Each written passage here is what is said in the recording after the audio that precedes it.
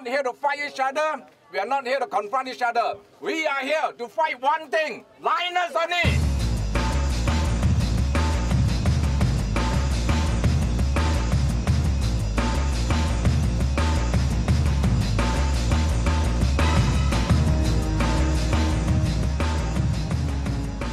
Many of these people have walked 300 kilometers from Kuantan to Kuala Lumpur.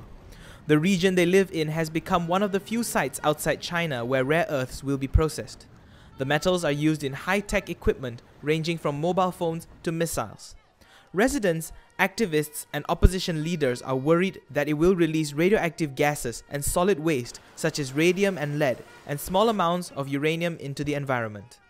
Wong Tak, chairman of the anti-Lynas Green Walk, says the government is not listening to their concerns.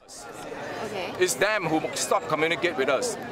We have tried to make appointment. We have tried to send in memorandum before. We send in document before. We send in facts and scientific data. But all these things are not been responded. Not been responded. So what else you want us to do? We scream, we yell, all across the country. Lynas has insisted that any radioactive waste would be low level and not harmful, and that it will be safely disposed of. Local experts speaking on state-controlled television also argue that the health risks are low.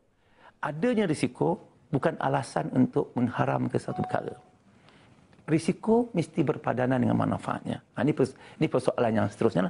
Jadi risiko yang ada pada aras yang terlibat dengan dos sinaran pada aktiviti seperti Lynas itu terlalu rendah untuk atas prinsip apa pun untuk mengharamkannya. But locals who will have to live near the plant are not convinced and their protests are being silenced by the police. Saya sebagai Ketua Polis Daerah Dawangi tidak pernah menerima apa-apa permohonan atau notis permohonan untuk perhimpunan ini. Baik? Tidak ya? 2 days after the Green Walk protest against the plant, a group of young people started a 100-hour hunger strike at Dataran Merdeka Square.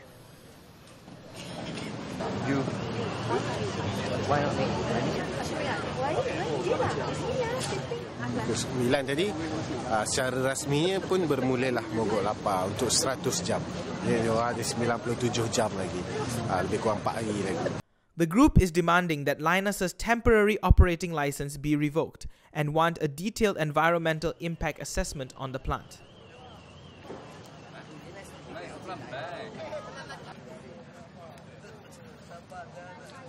The anti-Lynas convoy heads from Kuala Lumpur to Kuantan, where the plant is located.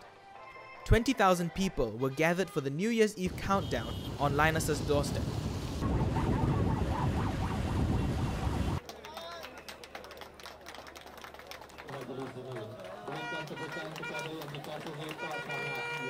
Bukan sia-sia, ini satu pengorbanan lah.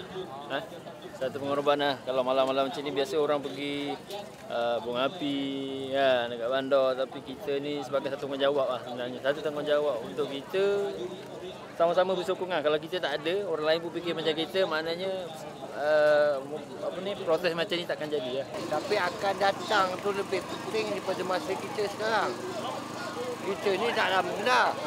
Anak cucu kita.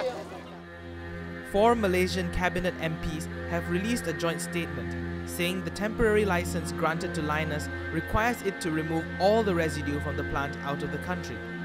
They said Lynas must ship out all the residue, including products made from it. But it is still unclear exactly where the waste will go.